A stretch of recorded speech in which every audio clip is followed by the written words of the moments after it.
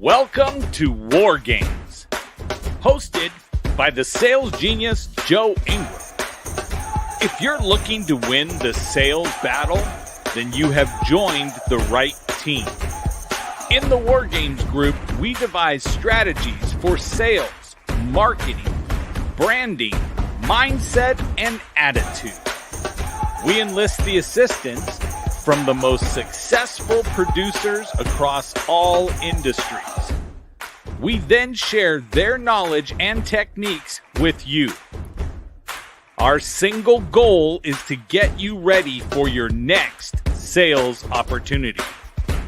When it comes to crossing the minefield of sales, step in the footprints of those that have crossed before you. Now, prepare yourself for boot camp and beyond. It's time for the War Games to begin. How we play this game.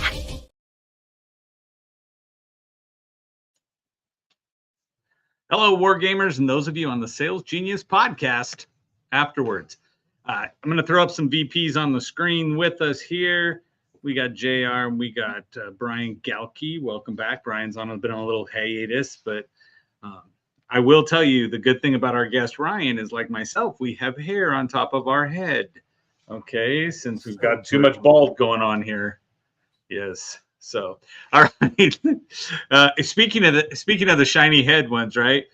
Ryan really shines when it comes to building relationships, both online and offline, right? In person, he is there. The man's got an uncanny knack for actually staying transparent and accountable, which most of us need lessons on, right? We're so busy fronting ourselves and putting it out there.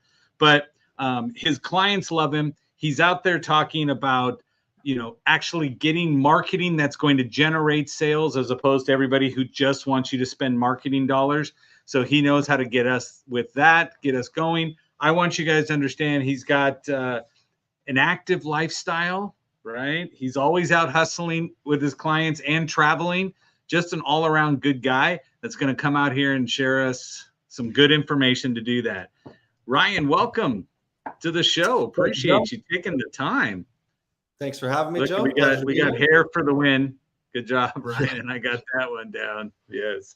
So, Ryan, thanks for taking time out of your week, coming in onto the War Games show. I'm going to flip things around and put it over. Ryan, switch with me because we're about hearing from you, not from me. Everybody hears from me enough that comes on. But you know how to up-level our marketing game. Is that right? You know how to make us a better person? Yes. I think I got some tips and tricks that have helped me along the way for sure.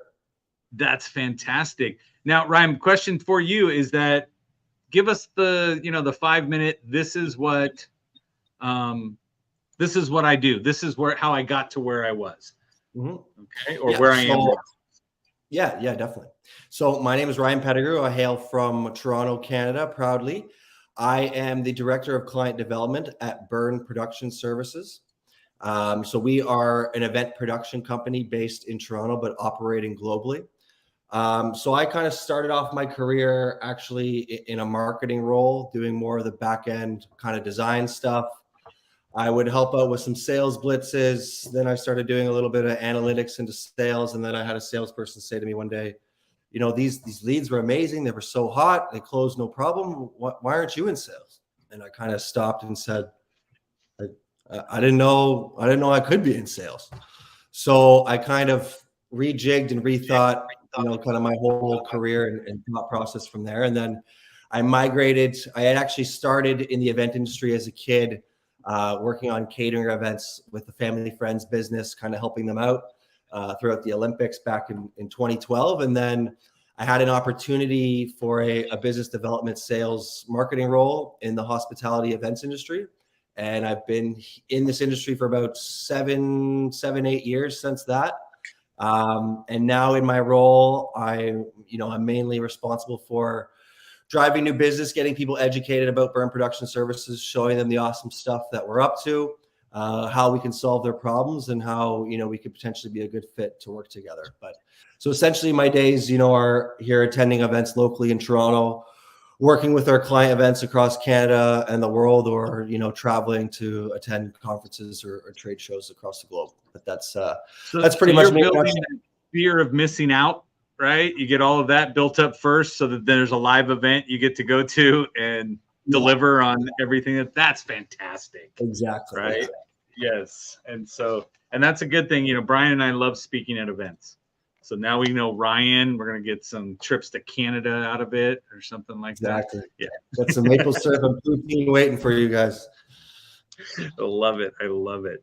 So Ryan, I've got a group of entrepreneurs, everybody listening, even out on the podcast that's going to come out. Everybody's an entrepreneur, or they're in a job where they can't eat unless they actually kill, right? To get what they're doing. So we chose war games because so many people thought it was a battle to get the money from the prospect. And I thought, I don't need to try to reconvince them. I'm just going to say, I disagree, but you can come inside first. And then we'll explain to you how it's not a bad thing to be in sales. And you learned that as you went through in your brief bio there. So what is it that you can do to help somebody who needs to sell something in order to, make a living? What can you say based on all of this experience with marketing and getting things out and getting done? Like I had a friend of mine said, stop trying to figure out the next best way to sell something. He said, you don't have to be really good at sales if people are already reaching out to you to buy it. And he's like, get better at marketing. And so that's when we look for someone like Ryan to go, hey, if he knows how to put on these events and get this stuff, we need to tap into that brain of yours, Ryan. So what can you share with us today? Yeah, definitely. Yeah. So I think it takes, you got to take a step back and kind of take a look at, what are your goals? Obviously, as a salesperson, it's getting through the next month's, commission goals, just so we can pay rent and take the girlfriend out for a nice dinner. But I think in order to get there, and especially long term, obviously there's a ton of opportunities and viable positions, where you can kind of come into, let's say, a larger company, which has already done a lot of the brand work, and you ride on that brand's, kind of integrity and coattails, if you will, to kind of do a bit of the selling for you. Now that's kind of allowing the marketing dollars that they've invested for years, to kind of help out in that efforts. Now, unfortunately, or fortunately, depending on how you look at it, a lot of us don't have that opportunity, or not the opportunity, to work for a large brand. So I found that my best success has been actually developing myself. I know that sometimes the word personal brand sounds cliche, but essentially developing a brand for myself as a voice in the industry. Obviously, using social media is a huge vehicle for that. But by just being, kind of an active member in not only the local events community, but the global events community, both online and in person, you can kind of use a multi-tool approach to kind of define your personal brand. So I've kind of found a niche, in the events industry, being a younger guy with hair, as you said, Joe, in an industry that's maybe, has some people not the same age as me. So I try to differentiate myself, by defining my personal brand. So through that, obviously, the online presence of social media, exploring, how social media can develop my personal brand. LinkedIn is an awesome trick for me. I use Sales Nav like it's the end of the world. I live for Sales Navigator. It's been amazing for not only developing new leads, but giving me insights into my network and potentially where opportunities are that I didn't see before. Networking and relationship building. It's obviously crucial. I mean, every time I meet someone at an event with a handshake or a, hey, can I add you on LinkedIn or get you card, I'll add those people on LinkedIn that night, shoot them a quick message, and then they're in my network, I'm in their network. I try to invite people to my network if I can provide value to them, but then also trying to find a way that I can either get something of value from them, or maybe bank a favor along the way, or find a way we can kind of collaborate together. Another big thing, consistency and authenticity. I'm sure for those who are active on LinkedIn, you see a ton of the posts that were copy and pasted from other people's LinkedIn with a couple words changed here and there, or the really big egocentric, kind of selfie videos. If that's your brand and that's consistent, rock with it, kill it. He called you out, Brian. He called you out. Yeah. I'm a little bit more, I guess, not as flashy in that regard, but I like to think that my brand is consistent and authentic across social media and in person from when you meet with me. Another great tool, which is free marketing, like vehicles like this, the War Games, any thought leadership or content creation opportunities that you can kind of get yourself involved in, gets your name out there, shows your kind of your thought leadership. Another one for sure, I would say, is your defining your online presence compared to your competition. I've found that in a lot of service-based industries or companies, they're either not present on Google or their presence is lacking. Now, excuse me, it's not that difficult to say implement a internal Google review referral program where you can incentivize your team to get Google reviews, enter in your clients into a draw to win a gift card, and all of a sudden your company goes from one Google review to you allowed to use the tagline top rated company on Google in Toronto, et cetera. So there's a couple different ways, again, depending on your industry, your competition. But at the end of the day, I think it really boils down to is that you get in front of your target market, you make relationships with that target market, and they think of you first when it comes time to buy or when they're in need of who's got that solution, or who do I know that can help me solve this problem? And you kind of want to be that go-to. And, by doing all these things, it kind of helps you stay top of mind, not only as a personal solo person, kind of working for a company or by yourself, or, if you're a B2B or a B2B person at a large corporation. So question for you. So again, I can tell you I do marketing. I can't tell you if it's good. Okay. So I could say I'm doing something, but that's because, Brian and I are in a different mastermind where Brad likes to kick our teeth in every time we get on there going, how much you spending in marketing? What are you spending on this? Why are you doing this? Blah, blah, blah. I don't see you guys when I log in. Right. And we're like, okay. But is there a framework, a foundation, something that you look at, because you're going to now put on an event. So you're going to go put on an event. What is it that you look at and go, here's the 5 things that have to be done. And 5 I totally made up, right? So if you go, I need to put out an e-blast, but what has to happen in the e-blast? What do I need to put out on social media? What is the mindset of Ryan to say, this is how I would build out a platform? And I don't need all the secret sauce. I mean, just like an ideal framework of saying, message, boom, call to action, stuff like that. What is it that Ryan is putting together to make sure his events are successful? Yeah. I mean, in a perfect world, you have years of notice, and you're able to kind of develop a strategy and roll out a smooth strategy for all of these. Unfortunately, that's not the case. But in the perfect world, kind of five tips, kind of tailored, would be kind of first, create a calendar. I find that by laying everything out kind of as a calendar, by developing, a content marketing plan, with a dedicated calendar leading up to the event, it kind of allows you to see, okay, what's the messaging that we want to get across from, say it's 6 months till event date or launch date. Here's the amount of messaging that we want to get across. Here's what we want to communicate. By the end of 6 months, did we get that communicated? Yes or no?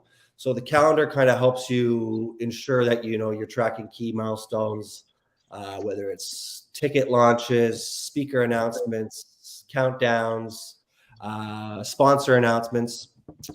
Another big one on the marketing side, leveraging visual content.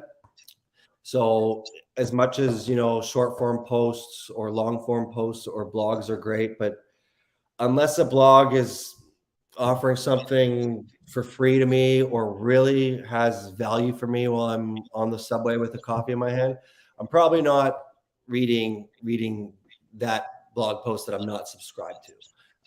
There's an influx of information. I feel a lot of people are bombarded with newsletters and information. So in order to capture, kind of the mind and the attention of consumers, leveraging visual content is definitely huge. It can be definitely highly effective in grabbing attention, whether it's with eye-catching graphics, videos are helpful, or infographics. Another big one, I find that with content that people love seeing personal behind the scenes content, whether, like I said, it's a big corporate company or a small mom and pop shop. People love feeling the personal, authentic kind of wheels of that company car, if you will. Another one, third one would be educational and informative content.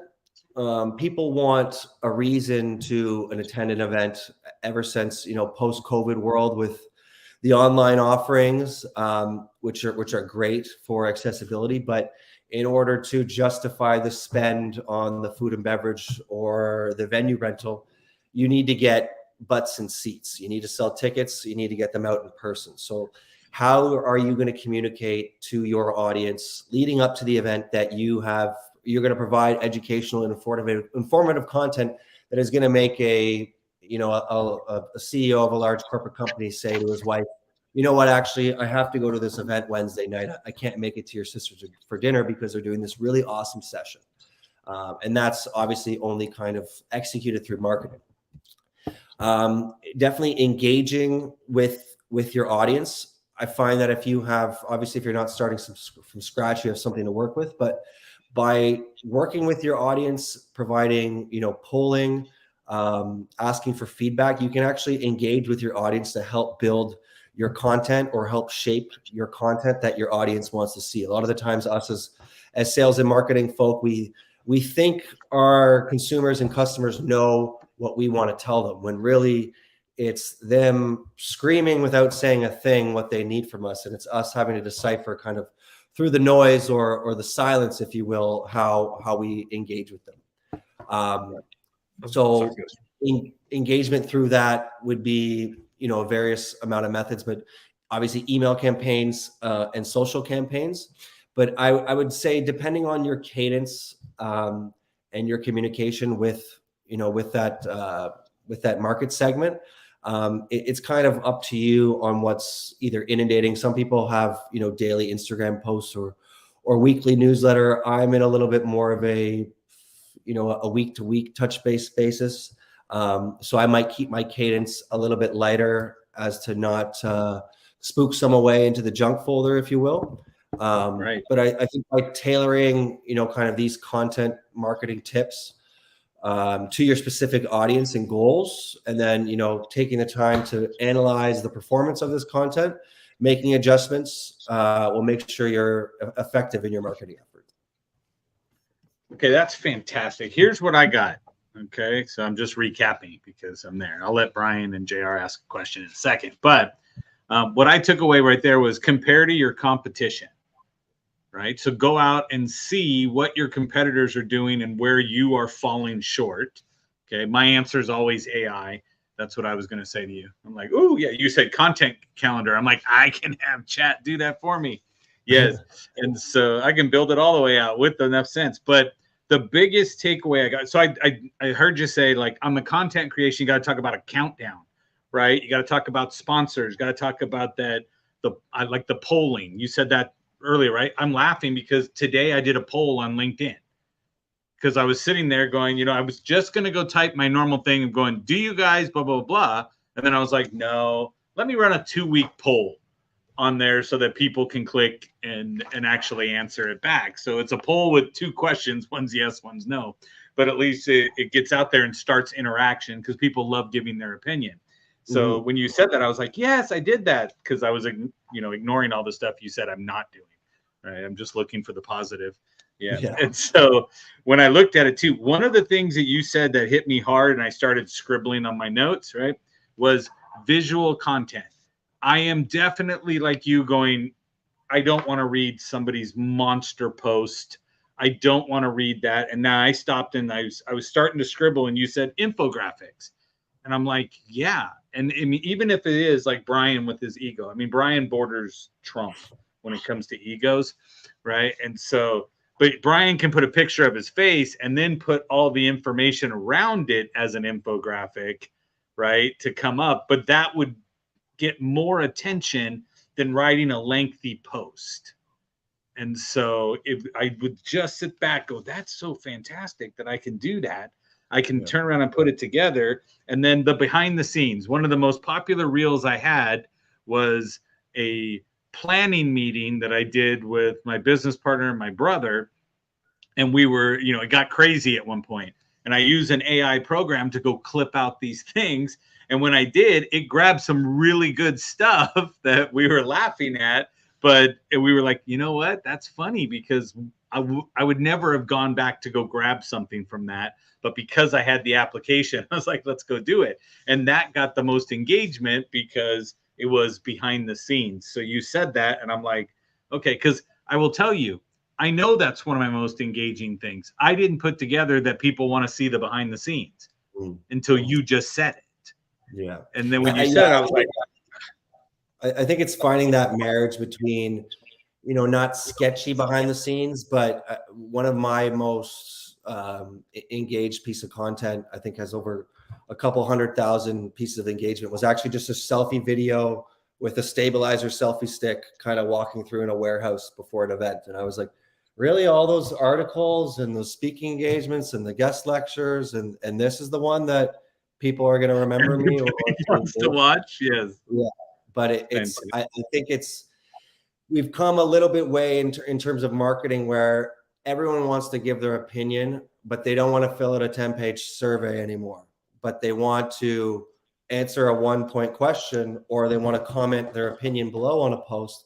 And I think by tying into the hunger of people's ego, especially as clients or potential clients, we can kind of feed that vehicle and kind of be a cheerleader for our potential clients. And I, you know, kind of use my brand and my network to kind of, you know, say I host a podcast and I invite 3 potential clients out, and all of a sudden, oh, I've never done a podcast before, and all, you know what I mean? You kind of can find different ways to tickle the feathers of people. And I think that's what it boils down to is what's your audience, what makes them tick, what makes them scratch, and how can you kind of be the person to provide the solutions for them.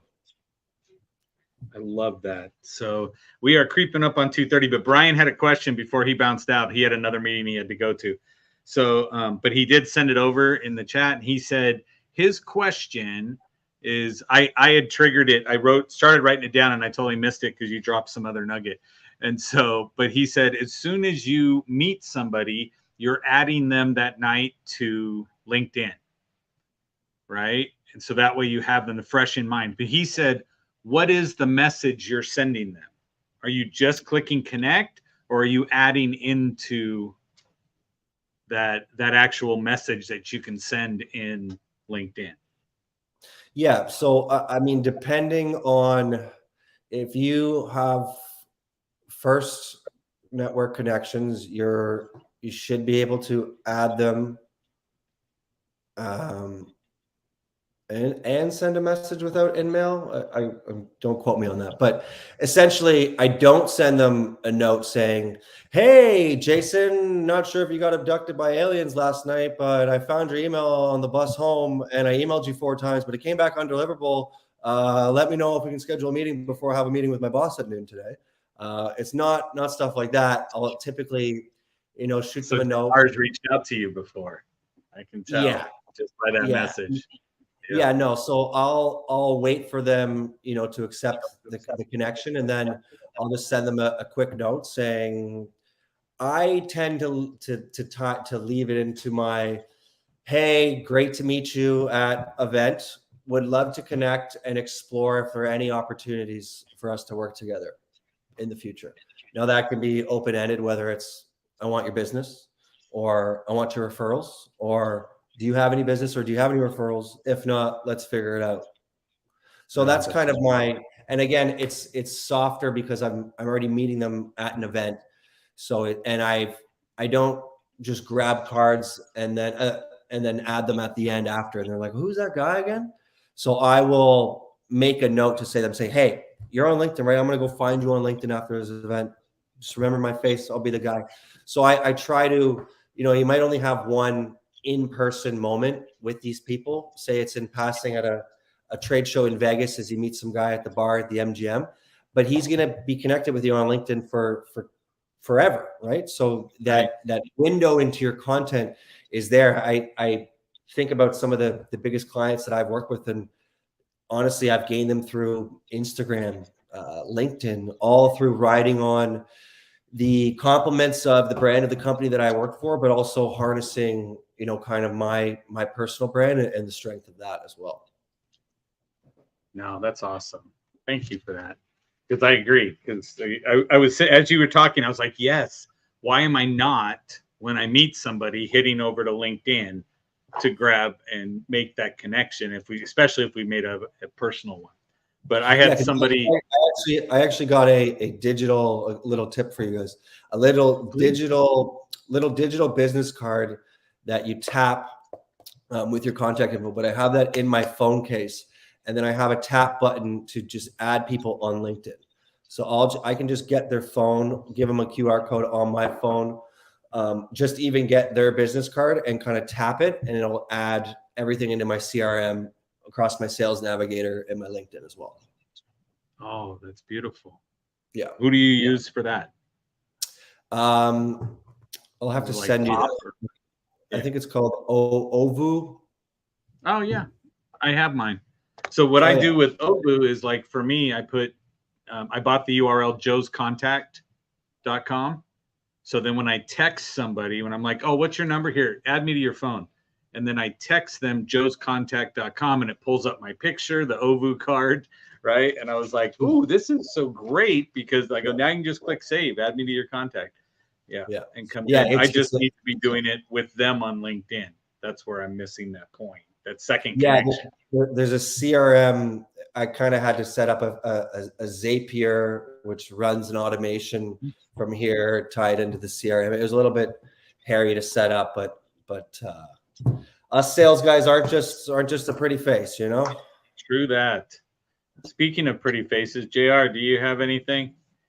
I don't know if you have questions or not, but let's flip us around a little bit. There you go. Well, I really liked how you have like a 2-step acceptance process into LinkedIn, because I needed some help on that, and that helps me tremendously, because I'm the guy that gets all excited and comes home and puts it in right away, rather than wait and see if they respond, first of all. And if they respond, then I have a warm versus a cold warm lead. I like it. I like it. Yeah, like I had one of my previous guest speakers, right? Like as soon as Ryan booked with us, I was like, hey, let me go in there and send a connection request so that we're connected on LinkedIn before we start. And then somebody else that I had on like a month ago, they just accepted that connection request, but the little note that I put in there was, can't wait to learn from you tomorrow. And so then when they accepted it, that message came through as 2 days ago when they accepted it. So it looks like 2 days ago, I said, can't wait to learn from you tomorrow, right? When they accepted it. And then they answered back. They're like, Joe, where did we meet? And I'm sitting there looking at it going, I didn't send this 2 days ago. What is this? What is this? And so I had to go back through and figure it out. Oh, wait. No, it's this. And I was like, no, you already did the show. We're golden. We did this. So, that's funny. But yeah, that was great. Perfect. JR, you good? I'm good, man. This is the kind of stuff that us sales genius aficionados love to get in on, because it's all actionable today. Yeah, everything Ryan gave us was checkbox, which is what we absolutely love. Thank you, Ryan. Thank you, Ryan. Do appreciate you. Happy to be back. Wrap it up. Yeah, fantastic. So everybody else, go out and sell something. Thanks.